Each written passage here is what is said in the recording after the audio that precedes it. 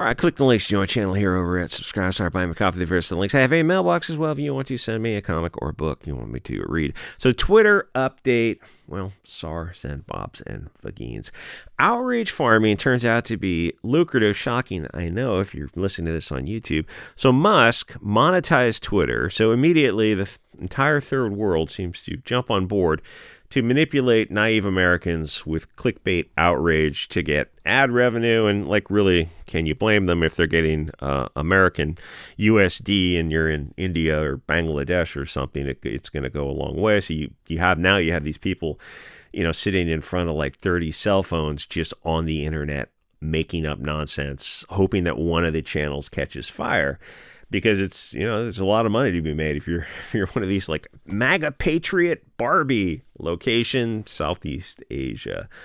So Twitter starts moving into kind of faker and faker territory. It'd be like a newspaper kind of slowly becoming the Inquirer, if anyone knows what a newspaper is anymore.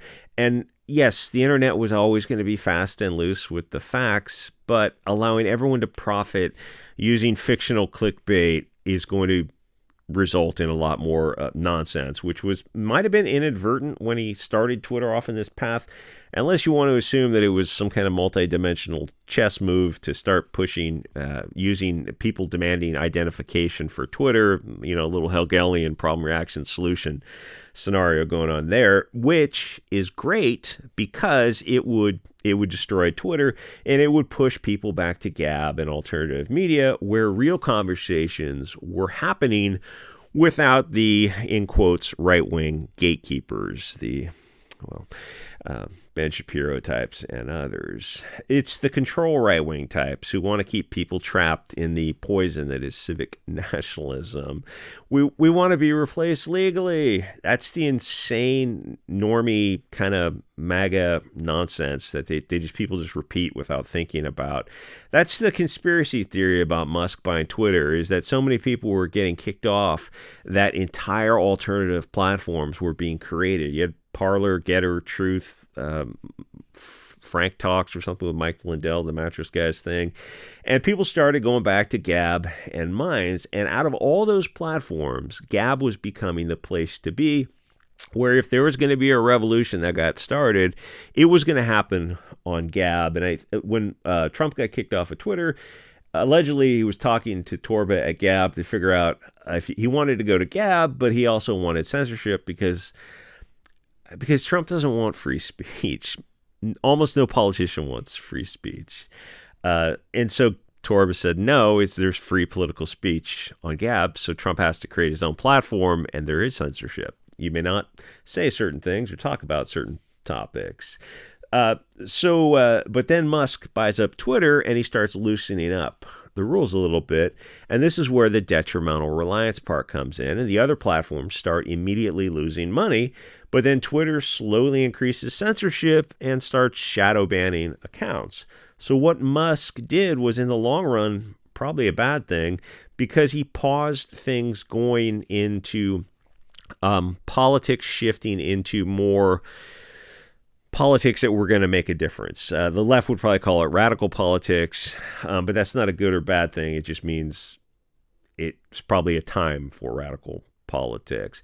But Musk was able to put a pause on all that because things are just not going to happen on Twitter.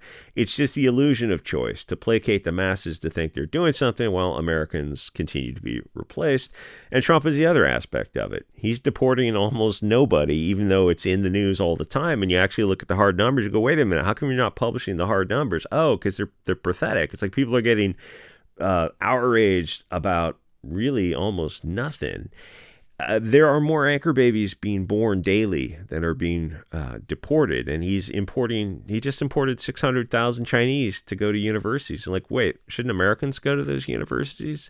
And he wants millions of Indians because in his own interview with, I forget the woman's name, he said Americans are too stupid to make batteries. And you look at like what America was doing in the 30s, 40s, 50s, and 60s. And something obviously is wrong with this narrative.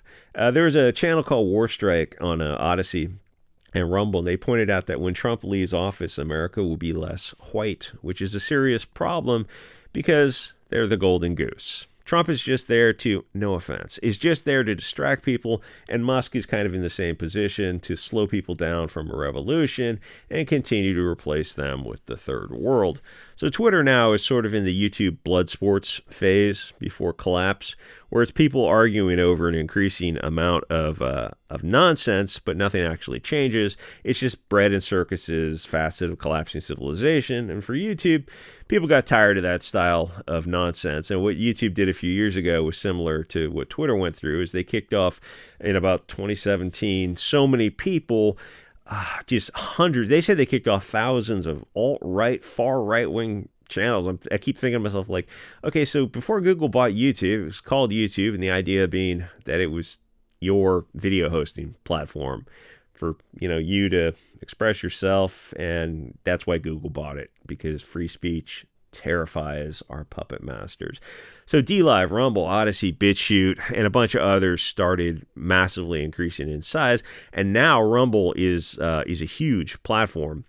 But YouTube never went back and loosened up the rules, which is actually a good thing, because people have to accept that if anything is going to happen, it's going to happen on alternative media. It's not going to happen on these controlled sites. And alt media, yes, it's more of an echo chamber, but that's kind of fine, because the time for debate has come and gone. And Twitter and YouTube were never going to allow free political speech. They were always going to control it. The Founding Fathers met in secret to hold conversations. They didn't have them in the open marketplace because the British would hang them. Modern equivalent to that, no, you're not going to be hanged, but you'll be fired, blacklisted, debanked, kicked off of online payment processors, put on no-fly lists, never be able to use a credit card or rent a car. Ask Nick Fuentes, Lana Locktiff of Red Ice, Vincent James, all those channels, Jared Taylor of American Renaissance. There's channels that were all kicked off, and there's hundreds more of these channels that helped Trump get elected. InfoWars with Alex Jones in 2016, and the people's voice, the people spoke, populism. The left and YouTube and Twitter did not want the people's voice. They want to control things. All the wrong thinkers got kicked off YouTube, and then for some wacky reason, the financial cabal went after them. Weird. Really makes you think. A country that was founded on free speech allows, de jure at least, allows corporations to de facto be the censors. Really weird. Kind of, makes you wonder, what are they afraid of? The point being that separate communities were the best option, and they were forming before Musk bought Twitter. They were starting to reform now, but it's been a few years of a delay. That's part of the argument of why the right says it would have been better to elect Kamala, because people know that she's a political opponent. She has the D after her name. Oh, there's a joke in there somewhere. With Trump, they think he is on their side. Again, detrimental reliance. He's not. He's on Israel, India, China, Mexico. He's on every country's side, but actual American people.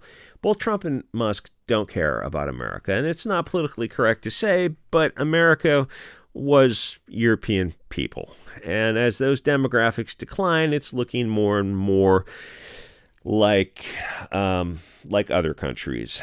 I was thinking of the ICE raids, where you have feds wearing masks, which is an issue for the left, but it's you start to look at it and go, oh, this is what they do in Mexico because the crime is so bad, and now they're doing it in America because the threat to agents is so serious. Of the left wants to dox them and do harm to them and their families. So they're doing things here that they're doing in the third world. So the left is kind of half right about masked feds. It's not a good sign. If you have them, then the old America is over. The Founding Fathers would have been horrified.